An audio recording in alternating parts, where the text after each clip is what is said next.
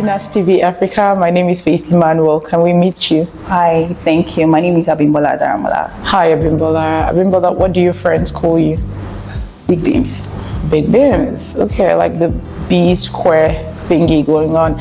So when we are not interfacing with big beams like a friend, what do you do professionally? I'm a real estate lawyer in the FCT. Yes, that's what I do. And a young politician as well. That's beautiful to know. It seems like there's a connection between law and politics, but I think I'll just hold that thought for now.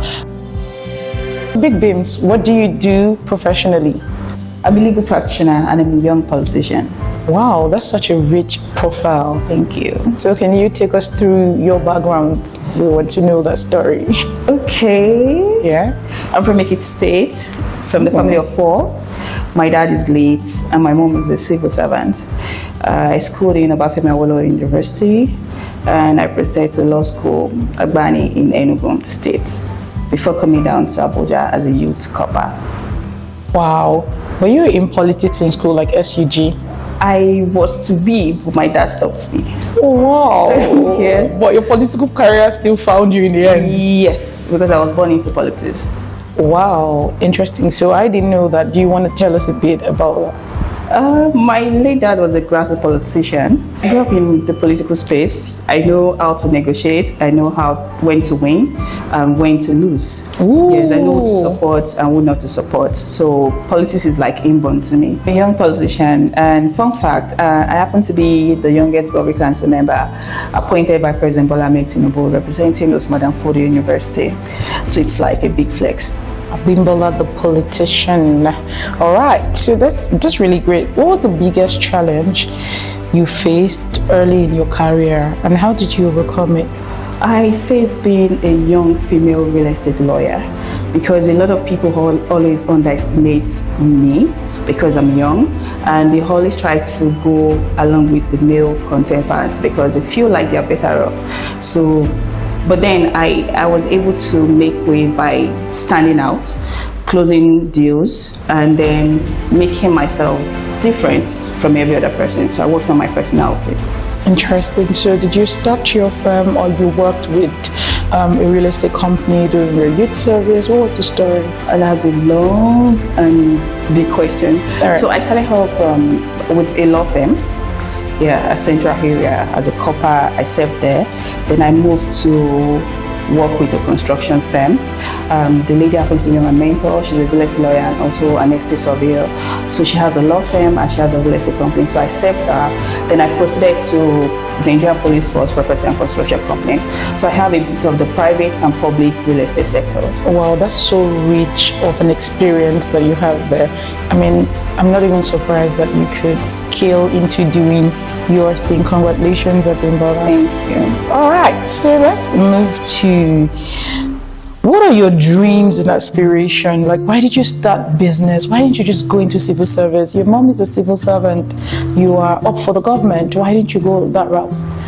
Because I want to bring my family out of penury. Yeah, I know how it feels to be poor. So I just want to be rich. So I had to do everything, and I'm still doing everything to make my family comfortable. Perfect. You know, I once saw a documentary where someone says, they'll think I'm hustling because I'm trying to be on the same grade or in the same class with some people, but actually the motivation for my hustle is because I don't want to see myself go through some things. And I think it speaks volume to what you're saying and how you are encouraging any young person watching this now to be their own competition, right? So that's really beautiful. So I just want to know, what practical steps did you take to build your business? I actually worked on my personality. Then I worked on my circle, my inner circle. Because if you're going into business, the finance is not the major thing, but your person and your circle. So far I've been able to have like supportive system, a lot of supportive system, big uncles, big aunties who believe so much in my ability, my vision, my ideas, and they always want to see me grow. Interesting. So I really like the angle you came from. You know, a lot of young people these days feel like, oh, we can high fly by ourselves. We really don't need help from like the older people. Based on your experience, what would you advise a young person saying, oh, I just want to go into this. I don't need nobody. No, you can't fly alone. You need others. Oh, that's nice. Yeah. Okay. Beautiful. Others with the same vision, with the same mindset as you, not just anyhow person. Beautiful. So let's go to, how do you handle failures and setback in business? What do you do? Well, like I said, I have support system, great people around me, people who are older than me, people who have gone through the fire that I'm supposed to go through. So they always set it right for me. So they have my vision board, like yearly I have my vision board. I express myself to them. This is what I want to do this year. They go through it. They tell me what and what not to do and what to do. And setback, I say setback as lessons and not as if I want to lose. Yes, I just pick up myself just because other people are waiting or are inspired by what I do. So anytime I think about that, I just move. I keep moving. Wow, failures as stepping stones. So failing forward, that's so beautiful. I feel like I'm learning at the same time and you're schooling me. So thank you for having such a rich learning curve on your own. So I just want to ask, what do you feel or think about mentorship? What does mentorship mean to you? It means a lot. It means a lot to me because without my mentors, I wouldn't be here. Without my support system, my big aunties, like I've been referring to them as my big aunties and uncles, I wouldn't be here. So I see it as a source of courage, resilience, and encouragement to people. So I feel people should have mentors, people they look up to, people who are in the same field or not the same field, but they have the same mindset. People they don't quench their fire, rather they have to the fire. Interesting. So when someone listens to you talk, they may maybe think, oh, this girl is just lucky. She came from like a rich family, or her uncle's a Dangotes and a hotel lad, so she just had mentorship easy for her. What was it like for you? Because you said you came into Abuja as a copper. It meant that you probably didn't grow up here. So how did you find the mentors? What was personal growth with mentorship like for you? That's funny though. I didn't come from a rich family. Yes, wow. I made myself. Wait, I think you need to say that again because I'm not sure. Look at you, look at you, girl. Right. I didn't come from a rich family, and what has helped me so far is not being silent. So anytime I find myself in a space, I try to express myself.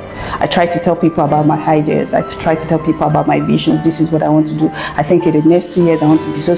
I want to do this. So anybody that listens and maybe feels like, okay, I'm interested in what she's saying, they help me out. They push me to grow. And so far I've been able to filter the right and the wrong people out of my circle. And that's what has helped. Beautiful. So Nas TV Africa has like a lot of young people who listen to us via the mentorship platform and the work that we do, right? So a lot of them, thousands of them, I mean, across Africa, they're currently listening to you. And if you could give 3 advice to a young person right now, what would it be? What would you say to them? The first one I think is believe in yourself. If you don't believe in yourself, people won't believe in you. I believe so much in myself. Even when I think I got like 90% no before I got my first yes. So I had to write proposals, I had to send a lot of DMs and a lot of things. Just believe in yourself and people will just encourage you to be better. And secondly, I think you have to be intentional about your circle. So you have to know who and who to bring in. You don't have to talk to everybody. You don't have to bring everybody on board. So those circles serve as support system for you. And the third one is you don't have to have the big finance to start. Start where you are. If you start where you are, be consistent with it and people will see you and then they applaud you. Wow. And then that's big beams for you, dropping it hot. Right, so we're going to move to politics, right?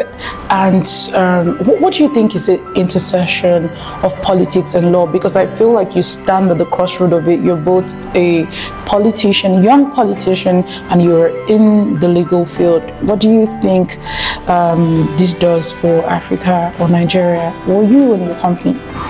Well, politics is something I can't hide from. Politics is inborn, is in my blood. So it's not something, even if I don't want to do it, if I see people talk about it, I'll just chip in my idea. And law is what I'm trained to be. Like I'm trained to be a legal practitioner, so I feel they complement each other. Yes, being born in a political space, seeing my dad go all out for people, win, lose, and all of that, and law actually gave me the voice that I have now. So they work hand in hand together. And I feel, yeah, Beautiful. it's been awesome. Beautiful.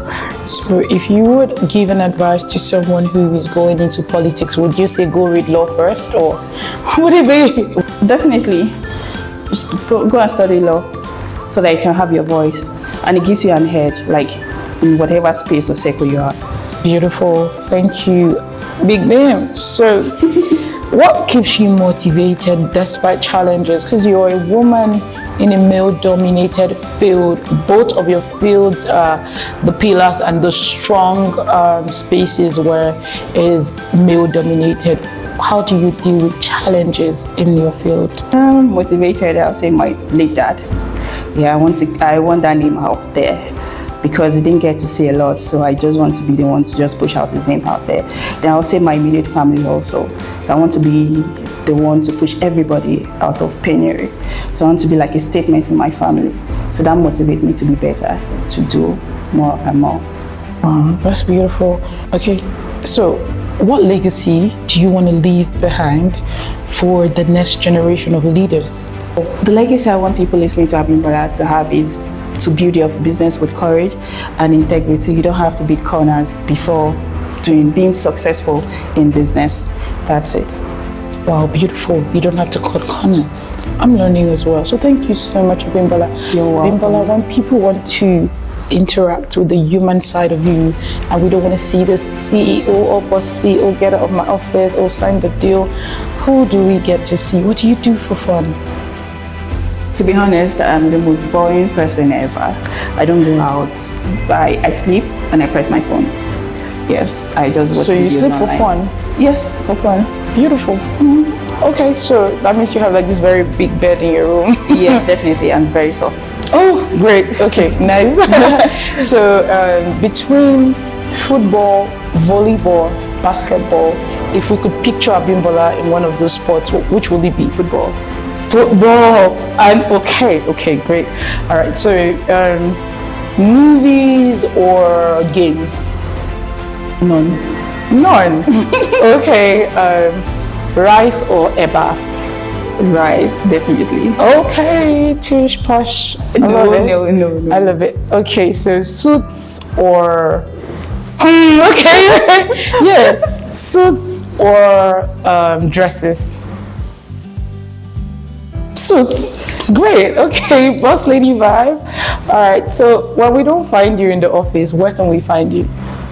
My house. Really? Yes, in my great. Politics or law? Politics. Wigs or braids? Wigs. Okay. Whiskey or Davido? Davido. Oh, okay. What country would you like to visit if you had all the money in the world? Greece. Greece. Okay. So, love or money? Let's say Greece. Okay. Yeah, it comes Love with that song. It comes with everything. All right, okay. Big beams of grace. We see you out there. All right, thank you so much for granting this interview. It was a lovely time spending all of this time with you. And we just want you to leave some last words for anyone who comes across this video. What do you want them to know? Or what do you want them to? Thank you for having me. And for everyone watching, I just want you to believe in yourself. You can do it. You can do it. And there you have it from Abimbola. You can do it. This is it from all of us at NAS TV Africa, manifesting Africa's greatness, profiling Africa's next generation of leaders. Thank you for following us. Don't forget to share this video. Don't forget to like and comment. What do you think? Love or money?